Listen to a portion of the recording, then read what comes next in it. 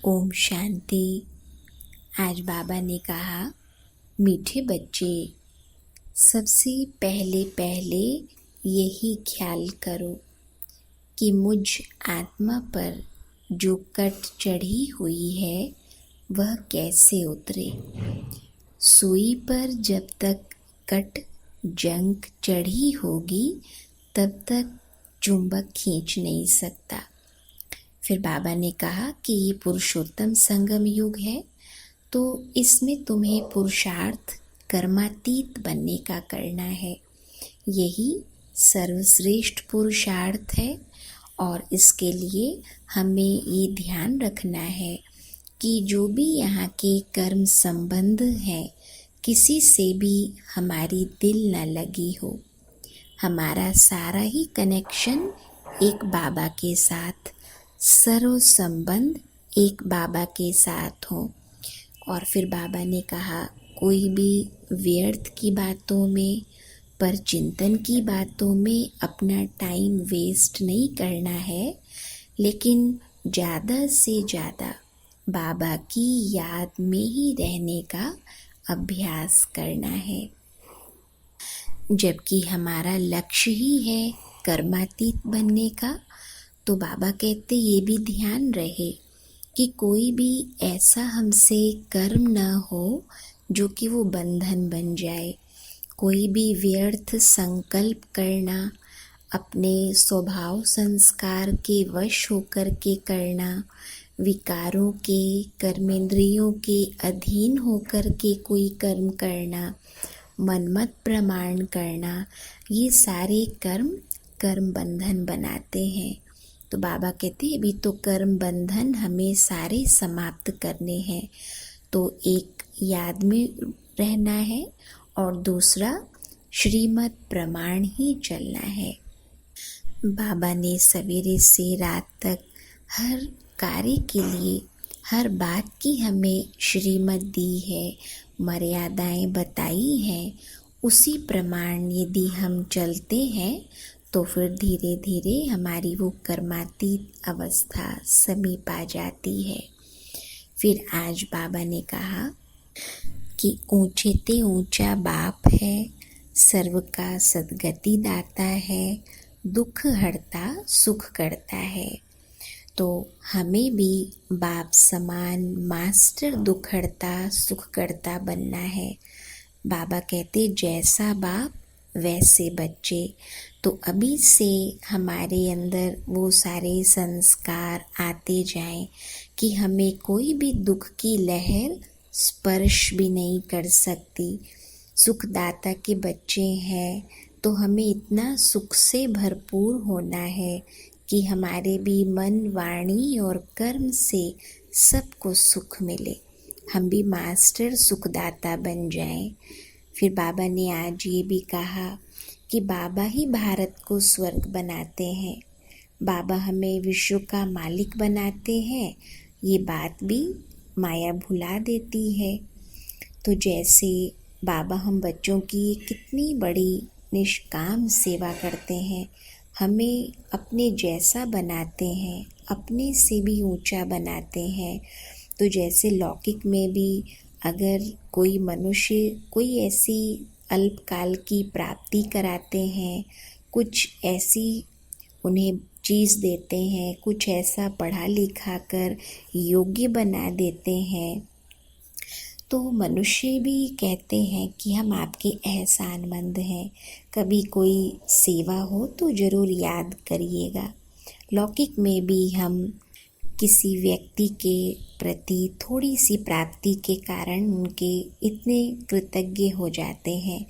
तो बाबा कहते कि बाबा हमें विश्व का मालिक बनाते हैं। तो हमें भी ये मौका मिला है कि हम बाबा के लिए कुछ कर सकते हैं, हम भगवान के कुछ काम आ सकते हैं। तो हमें इस मौके का पूरा लाभ लेना है। हम जितना बाबा की श्रीमत पर चलते हैं, सच्चाई सफाई से चलते हैं, हमारे पास जो भी विशेषताएं हैं, तन मन धन, उनको हम बाबा की सेवा में लगाते हैं, बाबा के पूरे मददगार बनकर रहते हैं, तो यही बाबा के प्यार का, बाबा की सेवा का रिटर्न है। बाबा ने कहा कि तुम इस संगम युग पर अपनी दैवी राजधानी स्थापन कर रहे हो। तो जब अब की माया का राज्य है, इस माया के राज्य को ख़त्म करके हमें राम राज्य स्थापित करना है।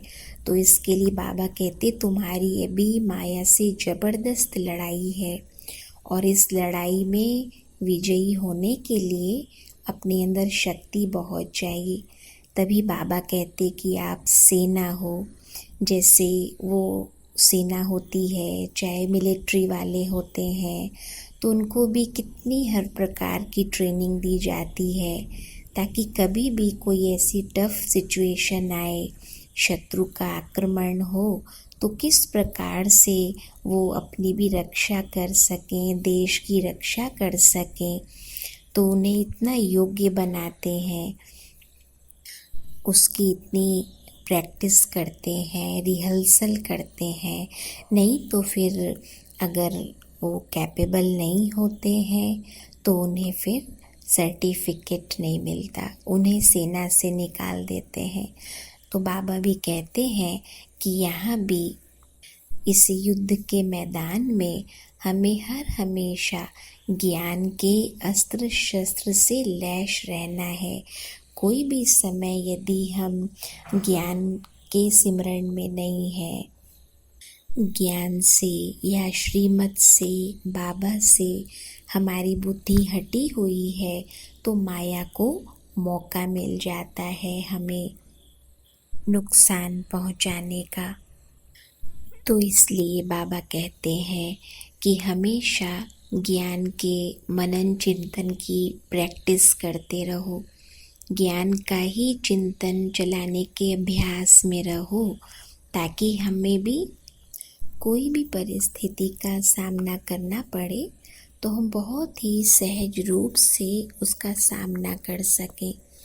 तो ज्ञान के मनन चिंतन में रहना, ज्ञान की जो बातें बाबा ने सुनाई है वो अपने आप को सुनाते रहना, अर्थात अपने को ट्रेनिंग देना। और फिर जब कोई ऐसी बात आती है तब वो पता चलता है कि हमने अपने आप को कितनी अच्छी ट्रेनिंग दी है, कितना उस परिस्थिति को हमने बहुत ही आसानी से फेस किया, तो हमको फिर ट्रेंड का सर्टिफिकेट मिल जाता है। और इस आधार से हम बहुत ही अच्छे से और भी अधिक जीवन में आने वाली परिस्थितियों को सहज रूप से पार करते आगे बढ़ते जाते हैं। जैसे वो सेना भी रात को भी चौकन्नी रहती है, तो बाबा कहते आपको भी हमेशा एवर रेडी रहना है। माया तो कभी भी आती है, कोई परिस्थिति, कोई विघ्न या समस्या अचानक ही आती है। तो जितनी हमने अपने आप को अच्छी तरह से ट्रेंड किया है, वो फिर ट्रेनिंग उस समय हमारे बहुत काम आती है। फिर हमारी जीवन बहुत नेचुरल बन जाती है, जिसको बाबा कहते ज्ञान का स्वरूप बन जाओ। आज बाबा ने वरदान दिया कि प्रकृति आपकी सबसे बड़ी दासी है। तो जो बच्चे प्रकृति जीत बनने का वरदान प्राप्त कर लेते हैं, तो समय पर प्रकृति और सर्व शक्तियाँ भी दासी के रूप में उनकी सेवा करती है, समय पर सहयोग देती है। लेकिन यदि प्रकृति जीत बनने के बजाय अलबेलेपन की नींद में, अल्पकाल की प्राप्ति के नशे में या व्यर्थ संकल्पों के नाच में जो बच्चे मस्त रहते हैं, तो फिर शक्तियाँ उनका कहना नहीं मानती हैं। कोई भी ऐसी परिस्थिति आती है तो फिर हम उसमें फेल हो जाते हैं। और उसमें भी बाबा ने कहा मुख्य रूप से ये चेक करो कि हमारी संकल्प शक्ति, निर्णय शक्ति और संस्कार की शक्ति, अर्थात मन, बुद्धि और संस्कार, ये तीनों ही ऑर्डर में हैं। बाबा समझाते हैं कई बार कि जैसे आत्मा का ये नेचुरल गुण है सुख, शांति, प्रेम, उसे ये चाहिए। और यदि हम बाबा से इन गुणों को प्राप्त करते हैं, बाबा जो इन गुणों का सागर है, और हम अपने ओरिजिनल स्वरूप की स्मृति में रहते हैं कि मैं तो हूँ ही प्रेम स्वरूप आत्मा, सुख स्वरूप आत्मा, तो फिर जैसे वो नेचुरल हमारी फीलिंग वैसी बढ़ती जाती है। आत्मा उन प्राप्तियों का, उन गुणों का स्वरूप बन जाती है, क्योंकि ये विधि सही है और वो प्राप्ति फिर अविनाशी होती है। लेकिन यदि हमने बाबा से अपना कनेक्शन नहीं जोड़ा तो फिर आत्मा उस सुख को, शांति को बाहर ढूंढने लगती है, खाने पीने, पहनने, घूमने आदि में। ऐसे ही ये शरीर रूपी प्रकृति, इसे भी सुख चाहिए। तो यदि हम बाबा की सेवा में इस प्रकृति को लगाते हैं तो उससे भी बहुत सुख मिलता है। इस शरीर की क्षमता भी बढ़ जाती है। बाबा कहते हड्डी हड्डी लगाओ तो ये शरीर भी स्वस्थ होता जाता है। और फिर कोई ऐसी परिस्थिति आती है तो हमें फिर इसका सहयोग भी मिलता है, चाहे ये प्रकृति है, चाहे ये 5 तत्वों की प्रकृति है जिसे कुदरत कहते। लेकिन यदि इसके बजाय हमको बाबा ने जो विशेषताएं दी है उन्हें हम सही रीति यूज़ करने के बजाय आराम पसंद बन जाते हैं, या जब जो सेवा करने की है वो नहीं करते हैं, उतनी नहीं करते हैं, और जो हमें प्राप्तियां हुई हैं जैसे तन, मन, धन, समय, श्वास, संकल्प, ये सब बाबा की अमानत है। तो जितना हम इसे सेवाओं में यूज़ करते हैं, श्रीमत प्रमाण यूज़ करते हैं, तो उन खजानों में भी वृद्धि होती जाती है।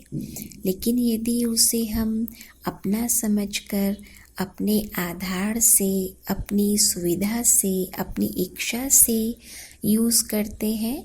और तीसरी बात बाबा ने बताई, अव्यर्थ संकल्प के नशे में हम मस्त रहते हैं, अपना समय, श्वास, संकल्प साधारणता में व्यतीत करते हैं, तो फिर हमारी शक्तियाँ भी जमा नहीं हो पाती हैं और हमें समय पर शक्तियों का भी सहयोग नहीं मिलता और प्रकृति का भी सहयोग नहीं मिलता।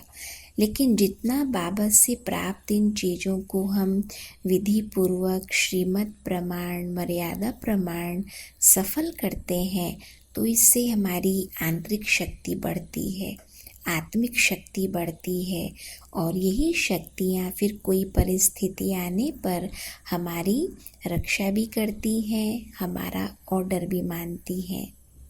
तो इसमें मुख्य रूप से बाबा ने कहा कि देखो, संकल्प शक्ति, हमारा कोई भी संकल्प व्यर्थ या साधारण न हो। हमारा हर संकल्प याद वाला, सेवा वाला, स्व उन्नति का, स्व परिवर्तन का, विश्व कल्याण की सेवा का संकल्प हो, श्रेष्ठ संकल्प हो, खुशी का संकल्प हो। तो फिर मन जितना श्रेष्ठ है, संकल्प शक्ति श्रेष्ठ है, तो फिर निर्णय शक्ति भी हमारी अच्छी रहती है, बुद्धि समय पर राइट डिसीजन देती है, परख शक्ति भी अच्छी होती है, और इस आधार से फिर हमको सफलता मिलती जाती है। और कोई संस्कार हमारा आसुरी संस्कार इमर्ज न हो कभी, हम ईश्वरीय संस्कार और दैवी संस्कारों को ही यूज़ करें। तो यदि हम ये भी अपनी एक अच्छी धारणा बना लें कि कुछ भी हो, हमें ईश्वरीय संस्कारों को, दैवी संस्कारों को ही यूज़ करना है, आसुरी संस्कारों को नहीं, तो इससे भी हमारी स्थिति बहुत शक्तिशाली बन जाती है। आज का स्लोगन, बाप दादा के गुण गाते रहो तो स्वयं भी गुणमूर्त बन जाएंगे। तो जितना हम बाबा के गुणों का गुणगान करते हैं, वो गुणों की धारणा हमारे अंदर भी होने लगती है। ओम शांति।